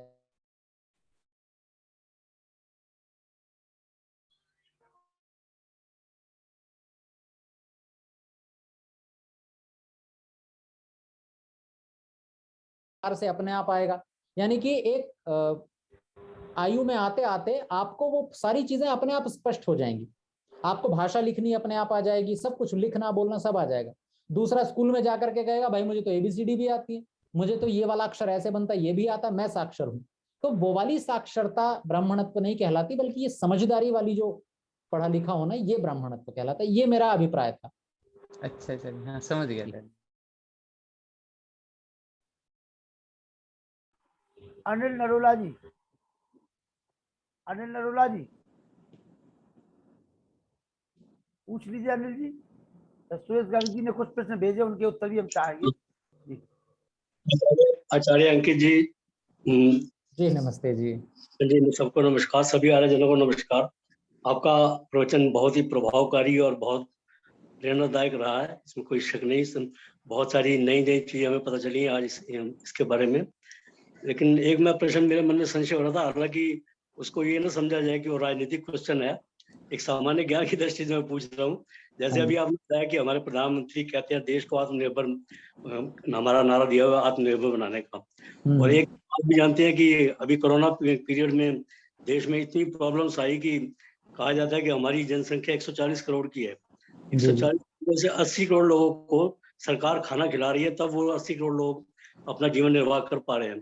तो ये आत्मनिर्भर कहाँ से हो गए? हम 80 करोड़ हमारे सरकार की सहायता के ऊपर जिंदा है, तो कैसे आत्मनिर्भर हो गए? ये मेरे मन में ऐसी संशय आ रहा था। देखो, आत्मनिर्भरता के ना स्तर होते हैं। मैं जिस आत्मनिर्भरता की बात कर रहा हूं वो हर मनुष्य अपने आप में आत्मनिर्भर बने, और पहले था ऐसा, मनुष्य भी आत्मनिर्भर था और गांव भी अपने आप में आत्मनिर्भर था। लेकिन क्योंकि माने नरेंद्र मोदी जी पूरे देश के प्रधानमंत्री हैं, तो उनकी आत्मनिर्भरता का मतलब है कि हमारा देश आत्मनिर्भर बने। उनका ये मतलब था, क्योंकि वो देश के स्तर पे बात कर रहे थे। उनका कहना ये था कि जैसे विदेशी कंपनियां हैं, तो विदेशी कंपनियों का अगर हमें सहयोग नहीं मिलेगा, मान लीजिए उनसे हमें दवाएं नहीं मिलती, पहले हम कोई भी बीमारी आती थी तो टीके के लिए हम विदेशों पर निर्भर रहते थे कि वहां से टीके आएंगे तो हमारे जनता को लगेंगे, बीमारियां दूर होंगी। अब ऐसा न हो, अब हम अपने देश में ही स्वयं दवाइयां बनाएं, जरूरी हम अपने देश में ही हथियार बनाएं युद्ध आदि के लिए, विदेशों से न खरीदने पड़े। और साथ ही साथ उन्होंने, उनकी आत्मनिर्भरता का यह भी मतलब था कि जैसे मान लीजिए हमारे गांव शहर में दुकानें हैं, हमारे गांव शहर में ठेले लगे हुए हैं, कुम्हार है वो दिए बनाता है, तो जब हमारे कोई आपत्ति आएगी हमारे शहर पर, हमारे देश में, तो यही लोग हमारे काम में आएंगे। भाई मान लीजिए आवाजाही बंद हो गई सब जगह, तो आपके काम कौन आएगा? वो कुम्हार जो आपके बगल में दिए बनाता है, घड़े बनाता है, उनसे आप ले सकते हैं, क्योंकि आपकी कनेक्टिविटी खत्म हो चुकी है। कनेक्टिविटी समाप्त होते हुए आप जो है परनिर्भर हो गए। अब ना बर्तन मिलेंगे खाने को, ना पानी पीने के लिए कुछ और मिलेगा। लेकिन अगर आपने उस कुम्हार जो कि घड़ा बनाता था उसकी दुकान को जिंदा रखा, वहीं से आपने सामान खरीदा, अब मेरे बगल वाले जो किराने की दुकान वाला है उससे आपने सामान लिया, उसकी दुकान को बंद नहीं होने दिया, तो फिर जब भी कोई आपत्ति आएगी तो वो किराने वाला आपका सहयोगी होगा, वो कुम्हार आपका सहयोगी होगा। ये आपकी आत्मनिर्भरता है। मतलब ये बंद नहीं होने चाहिए, इनसे हम अधिकतर सामान खरीदें, क्योंकि जब भी मेरी कोई दुर्घटना होगी ये मुझे सहयोग करेगा, जब भी मेरी सड़क खराब होगी ये अपनी दुकान में से गल्ला उठा के पैसे देगा, जब भी कोई समस्या आएगी आप चंदा लेने जाओ भाई ये समाधान, तो वो अपने गल्ले में से पैसे देगा, विदेशी कंपनियां नहीं देंगी आपको। तो उनके आत्मनिर्भरता का मतलब ये था हम देश के रूप में आत्मनिर्भर बने, विदेशी कंपनियों या विदेशों पर निर्भर न रहें। इसलिए एक नारा भी दिया उन्होंने, वोकल फॉर लोकल। सर, तो मैं आपका विश्लेषण जो है बिल्कुल सही है। मेरा तो वैसे विचार था कि ये एक 80 करोड़ लोग इस रंग से सरकारी सहायता पर, चंद्रशेखर शर्मा जी नमस्ते साहब। नमस्ते आचार्य जी, प्रणाम। नमस्ते जी। मेरा छोटा सा प्रश्न है, जैसे हवन से वायु शुद्ध होती है और जल शुद्धि के लिए भी आपने कुछ बताया क्या उपाय? हाँ, जल शुद्धि के लिए देखो हमारे यहाँ के कुछ नियम बनाए हुए हैं जल शुद्धि के लिए। जैसे एक सबसे प्राथमिक नियम तो यही है कि हम लोग जल का प्रयोग वहां नहीं करते जहां आज करते हैं। देखो आज आप सुबह सुबह, थोड़ा सा कुछ लोगों को अजीब लग सकता है लेकिन आप पूछ रहे हैं इसलिए बताना जरूरी है, आप टॉयलेट जाते हैं, आप टॉयलेट में कितना पानी बर्बाद करते हैं? कितना? आप उतना पानी बर्बाद कर देते बाल्टी हैं, पूरी मान लो आप, लगभग पूरी जाती है। और ऐसे आप अगर दिन में 10 बार करते हैं, 10 बार आप अगर करते हैं, तो कम से कम दिन का 50 लीटर पानी तो आप इसी में व्यर्थ करते हैं। दूसरा, ये जो पानी की शुद्धि है, ये पानी की शुद्धि एक व्यक्ति से नहीं होगी। ये पानी की शुद्धि क्या है? पूरा एक तरह से पूरा राष्ट्रीय तंत्र होता है। जैसे मान लीजिए कंपनियों का पानी है तो वो कहाँ छोड़ा जाए? शुद्ध नदियों में ना छोड़ा जाए, बल्कि पहले तो एक और नियम था बच्चे को डांट देते थे माता पिता। हम तो गांव के परिवेश से आते हैं, तो गांव में तालाब खूब हुआ करते हैं। तो अगर मान लीजिए कोई बच्चा ऐसे ही शैतानी में, शरारत में या ना समझी के कारण जो लघुशंका आदि है वो अगर पानी में कर देना गलती से भी, तो माता पिता को पता चल जाए, डांट पड़ जाती थी, उसको पिटाई होती थी, उसकी अपराध समझा जाता था ये। तो ये कुछ ऐसे नियम थे हमारे समाज में बने हुए जिनसे हम जल को शुद्ध रखते जी थे। जी जी ठीक है। अब साफ दूसरा रखते एक प्रश्न ये है कि आपने ब्राह्मण बनने के लिए 8 कर्म बताए थे, जल्दी जल्दी बता दिए, थोड़ा धीरे बताओ तो नोट कर लें। ठीक है, वैसे तो सत्यार्थ प्रकाश के चौथे समोल्लास में लिखे हुए हैं सारे, आप वहां से भी लिख सकते हैं, प्रारंभ अच्छा, में ही है। लेकिन फिर भी अगर लिखना हो तो स्वाध्याय, 1 मिनट। स्वाध्याय, जप, होम, त्रैविद्या, इष्टि, इष्टि मानेगी विशेष अवसरों के यज्ञ, अच्छी संतान। स्वाध्याय, फिर उसके बाद जब अभी स्वाध्याय है, मैं तो 6 तक पहुंच गया। आप वो मेरा वो ड्राफ्ट देर से खुला। स्वाध्याय देखो, जप, अच्छा एक स्वाध्याय, जप, होम, ओम, ओम नहीं होम, होम, हाँ होम। होम, अच्छा जी होम, हाँ त्रैविद्या, त्रैविद्या यानी कि 3 हाँ विद्या वो वाले लिख लिया वेदों को मैंने, पढ़ना, त्रैविद्या लिख ली सुत अच्छी संतान, जी, सुसंतति। हाँ, प्रतिदिन के 5 महायज्ञ और सामान्य यज्ञ। चलिए ठीक है जी, चलिए जो है, और धन्यवाद। सुरेश गर्ग जी के कुछ प्रश्न धन्यवाद। हैं। सुरेश गर्ग जी ने कुछ प्रश्न पूछे, उनको जरा देख लीजिए एक बार। उन्होंने पूछा है, मैं, अच्छा चैट बॉक्स में लिखा है क्या? हाँ, सुरेश गर्ग जी जो है चैट बॉक्स में ही लिखते हैं, वो सामने नहीं आते कभी। उन्होंने लिखा है कि हवन से वायु शुद्ध होती है, तो जल को शुद्ध करने के लिए उपाय तो हो ही गया, फिर जो आप उन्होंने हाँ यही वाला प्रश्न था हो उनका, गया, हो यही गया। वाला था ये। चलिए कोई बात नहीं, अब और कोई हाँ। प्रश्न किसी का नहीं रहा। हमारे जो आज के सारस्वत अतिथि में निवेदन करूंगा 1 मिनट के लिए, पवन कुमार जी वर्मा जी, एडवोकेट, नई दिल्ली, जो बहुत अच्छे समाज सेवी आध्यात्मिक व्यक्ति है। जी पवन जी, 2 शब्द। सर्वप्रथम आचार्य जी का हृदय से अभिनंदन, धन्यवाद। लखन भाई, आप जिस निष्ठा से इस काम में लगे हुए हैं लोगों को जगाने के लिए, मतलब वो सम्माननीय है, और मतलब मेरे पास तो शब्द नहीं है उसकी व्याख्या का। आचार्य जी, आपने आज आंखें खोली मेरी। मेरा एक ही शब्द प्रश्न है आपसे, और मुझे शायद ऐसा लगता है कि इस प्रश्न के उत्तर के लिए आपको एक अलग से सेशन करना पड़ेगा, एक अलग से कोई दिन लखन भाई इस पर रखें कि जो पेरेंटिंग है, हम अपने बच्चों को किस तरह से पालें, किस तरह से हम, क्योंकि आज के समय में जो कनेक्टेड वर्ल्ड में हम जी रहे हैं, पहले क्या होता था, हमें ऐसा लगता है कि माँ बाप के पास इंफॉर्मेशन होती थी, बच्चे उनसे पूछते थे और एक संबंध बनता था। आज इंफॉर्मेशन बच्चों को गूगल से मिलती है, इंटरनेट से मिलती है, तो वो संबंध जो था वो कहीं पर हल्का पड़ गया है। इसको कैसे प्रगाढ़ करें, किस तरह से इसको बढ़ाएं, ताकि जो आपने एक ब्राह्मण बनने का जो आपने छठा एक जो बताया कि आप एक अच्छी संतान पैदा करें, उस विषय पर थोड़ा सा ज्ञान आप दें तो बड़ा आभार।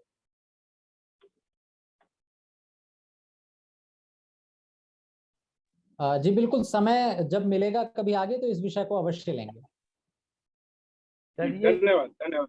बहुत बहुत आभार पवन जी, इसी प्रकार से जुड़े रहिए आप। और मैं निवेदन करूंगा मुनि पुरुषोत्तम वानप्रस्थी जी से कि आप आए और आभार व्यक्त करें, और इसके बाद वेद प्रकाश शर्मा जी शांति पाठ कराएंगे। मुनि जी, और किसी का कोई प्रश्न हो तो पूछ लीजिए, समय हमारे पास है। फिर शंका समाधान में हम कभी भी कंजूसी नहीं करना चाहते इस व्याख्यान में जी।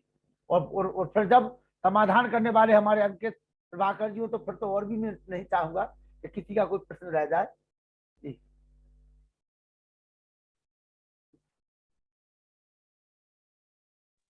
मुनि जी, मैं पूछना चाहती हूँ। आप पूछिए अच्छा, पूछिए, ऊषा जी पूछिए।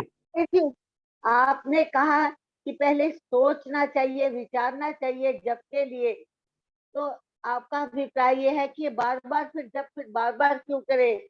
सोचेंगे तो हम एक बार सोच लिया, तो जप में तो हम बार बार जप करते हैं। थोड़ा सा क्लियर नहीं हुआ था ये आचार्य जी। ठीक है जी, बिल्कुल। आपका प्रश्न है कि जप का मतलब है कि सोचना। सोचना, आपने कहा बार बार सोचें, सोचना हाँ तो जी। एक बार में ही हो जाता है, बार बार क्यों सोचें? वही तो, दरअसल फिर जप हाँ, किसका? जब किस बात का? देखो, होता क्या है कि एक बार सोचने से सोचना होता ही नहीं है। समस्या तो यही है। मैं आपको चलो छोटा सा उदाहरण दे देता हूँ। आपको घर में कोई शादी करनी है। जब आप शादी के लिए कोई सामान खरीदने जाते हैं तो घर में बैठ करके सब घर वालों को बिठा करके, जो समझदार हैं, कितने दिनों तक सोचते हैं कहाँ होगी, कब होगी, कैसे होगी। या मान लीजिए आपने भी लड़की के लिए लड़का देखा नहीं है, कितने लड़कों को देखते हैं आप? कईयों को। कईयों को। ये कईयों को देखना क्या है? इसी विचारना। को कहते हैं सोचना। आपने बोलकर नहीं देखा कि आप हाँ जाके देखो मैं लड़का देख रही हूँ, मैं लड़का देख, ऐसे नहीं करते। बस आपके दिमाग में चल रहा है कि ये अच्छा, कि ये अच्छा, कि ये अच्छा, अच्छा इसमें ये गुण है, इसमें ये विशेषताएं, इसमें ये हैं, ये न्यूनता है, ये है। इसको आप कम से कम 25-30 बार सोचते हैं, तब जाकर के निर्णय निकालते हैं। बस इसी को कहते हैं जप। बस ये जप शादी के लिए है, मतलब कहाँ किससे शादी करें, और वो जप भगवान के लिए, अपने लिए है, यूं कहें। 11 आदमी, 11 2 13 आदमी। चलिए आइए व्यासनंदन शास्त्री जी। जी, चूंकि मैं यात्रा में हूँ, अच्छा, स्पष्ट आवाज तो मुझे मिल रही है, लेकिन मेरी कोई बात नहीं, प्रतिक्रिया नहीं मिल रही कल होगी। कल कल सुनेंगे आपको, कल प्रश्न सुनेंगे। यह है, हेलो, प्रश्न यह है जी, कि त्रय विद्या की जो चर्चा अभी आचार्य जी ने की है, मैं अजय जी को नमस्ते करता हूँ। त्रय विद्या की जो बात आई है, त्रय विद्या का विश्लेषण जो आपने किया है कि ऋक, यजु, साम और अथर्ववेद को भी सम्मिलित किया है ज्ञान कर्म उपासना के अंतर्गत, इसका और भी कोई कारण है कि केवल यही कारण माना जाए? मैं आपका प्रश्न नहीं समझा। मतलब त्रय विद्या वेद को ही क्यों कहते हैं, इसका क्या कारण है, ये कह रहे हैं आप? वेदों में तो 3 ही प्रकार की विद्या नहीं है, वेदों में तो अनेक विद्याएं हैं। नहीं, सभी कुल मिलाकर 3 ही तरह की हैं। नहीं देखो, हैं तो लेकिन मेरे कहने कमरे का में आशय, बहुत सामान रखा। मेरी दृष्टि में कहने का आशय कुछ अलग है त्रय विद्या का। अच्छा, त्रय आप विद्या का बताइए। मतलब यह है मेरे विचार से, और कई शास्त्रों में, और खास करके इस पर विवेचन जो मैंने किया है, मुख्य लक्ष्य है कि वेद की अनेक विद्याओं को, जितनी भी सत्य विद्याएं हैं, उन समस्त विद्याओं को 3 शैली में कही गई है, अर्थात गद्यात्मक शैली, पद्यात्मक शैली और गयात्मक शैली। ऋक और अथर्व ये पद्यात्मक शैली के मुख्य हैं वेद। सामवेद गयात्मक शैली के वेद हैं, और यजुर्वेद में गद्यात्मक भी हैं और पद्यात्मक भी हैं, अर्थात गद्यात्मक, पद्यात्मक और गयात्मक, इन 3 शैलियों में वेद की अनेक सत्य विद्याएं भरी पड़ी हैं। इस दृष्टि से लेखन शक्ति के माध्यम से, केवल लेखन की कला को लक्ष्य करके हमारे शास्त्रों में त्रय विद्या का वर्णन है। क्योंकि वेद तो त्रय नहीं है, वेद तो 4 हैं, लेकिन त्रय का मतलब होता है उनकी जो लेखन की शैली है, ज्ञान की शैली है, लिखने की शैली है, गाने की शैली है, वो 3 ही शैलियों में गाई जाती है मुख्य रूप से, पद्यात्मक शैली, गद्यात्मक शैली और गयात्मक शैली। इन 3 ढंग से लिखा भी जाता है और ढंग से लोग बोलते भी हैं। इन भावनाओं को लक्षित करके वेद को त्रय मानना चाहिए, ये मेरे विचार हैं आचार्य जी। हाँ जी, आपका शुभ नाम जी? जी, मैं डॉक्टर व्यासनंदन शास्त्री बोल रहा हूँ। डॉक्टर व्यासनंदन शास्त्री जी, बहुत बहुत धन्यवाद। चलो, एक नया सोचने का तरीका मिला, लेकिन इसमें मेरा जो विचार है, और दूसरा जो आपने कहा है, ब्राह्मण बनने के 8 उपाय। यह बात सिद्ध है, अच्छा लगा। लेकिन हमारे शास्त्रों के अंदर, उपनिषदों के अंदर अनेक जगह ये बात बहुत प्रचलित है कि जन्मना जायते शूद्रः संस्कारात् द्विज उच्यते, वेदम पठति स विप्रः ब्रह्म जानति स ब्राह्मणः। ब्रह्म को जानने वाला ही ब्राह्मण हो सकता है, केवल पढ़ने से ब्राह्मण नहीं हो सकता। ज्ञान को जब तक ब्रह्म में लीन होकर के संपूर्ण कण कण में ब्रह्म की सत्ता को नहीं विश्वास करने वाला होगा या व्यवहार में नहीं लाएगा, ब्रह्म को सही ढंग से जान नहीं पाएगा, मेरे विचार से वह ब्राह्मण हो ही नहीं सकता है। ये जो आपने विचार दिए हैं, ये विचार भी माननीय है, लेकिन हमारे ऋषियों ने जो बिल्कुल संक्षेप में ब्राह्मण बनने की चर्चा कर दी कि केवल ब्रह्म को जानता है, अर्थात कण कण में ब्रह्म पर विश्वास करने वाला व्यक्ति ही सच्चा ब्राह्मण है। महर्षि स्वामी दयानंद ने वैसे ब्राह्मण के 6 कर्म को मनुस्मृति के आधार पर कह दिया कि वेद का पढ़ना पढ़ाना, यज्ञ का करना कराना और दान लेना दान देना, ये 6 कर्म भी करने वाला व्यक्ति ब्रह्म को ही जान करके करेगा, अन्यथा वो ऐसे कर्म में विश्वास ही नहीं होगा। उसके पश्चात आपने जल शुद्धि का वर्णन के लिए कुछ अलग बातें बताई हैं, लेकिन मैंने यज्ञ विज्ञान पर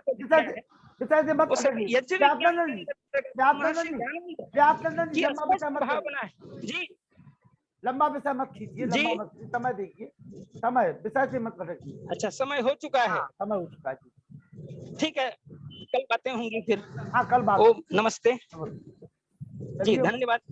मुनि जी आप आ जाइए। मुनि जी ओम। ओम जी।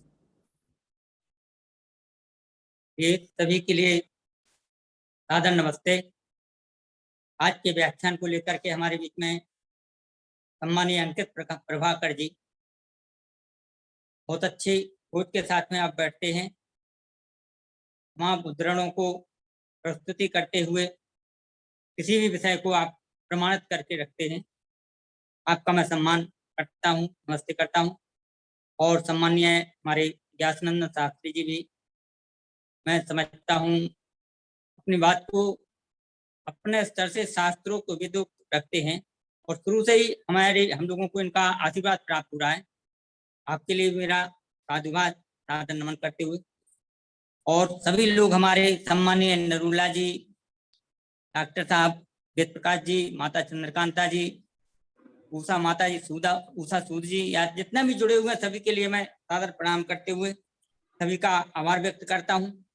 और आप लोग हमारा संबल बढ़ाते हैं, और मैं समझता हूं, मैं बार बार कहता हूं कि प्रवचन व्याख्या से ज्यादा सार की बात ये हो जाती है प्रश्नोत्तर के रूप में एक व्यक्ति प्रश्न करता है और 50 लोग इस प्रश्नों का लाभ उठाते हैं, तो इनको चलना चाहिए, होना चाहिए। मैं सभी के लिए हार्दिक अभिनंदन करते हुए आभार व्यक्त करता हूँ। अवध बिहारी तिवारी जी, अवध बिहारी तिवारी जी का अगर कोई प्रश्न हो, तिवारी जी पूछ सकते हैं। अवध बिहारी तिवारी जी, कल्याणपुरा, वर्तमान में विदिशा में आप शिक्षक हैं। चलिए वेद प्रकाश शर्मा जी आप आ जाइए, शांति पाठ कराइए। बालक आ गए।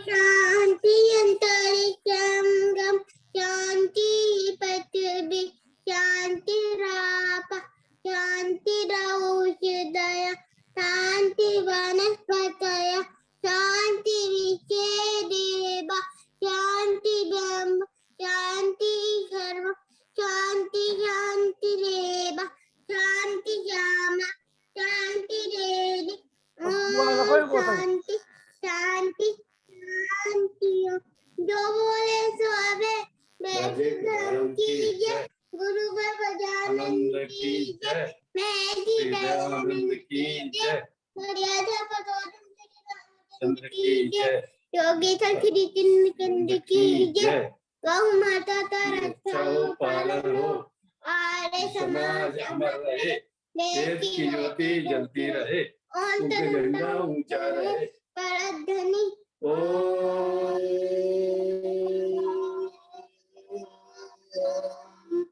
वेदित अभिवादन सभी को नमस्ते, बहुत धन्यवाद। सभी को नमस्ते। ओम पुनः नमस्ते। नमस्ते जी, नमस्ते शास्त्री जी, सबको सादर नमस्ते।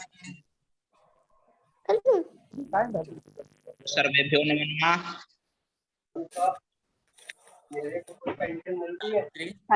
सभी को सादर नमस्ते।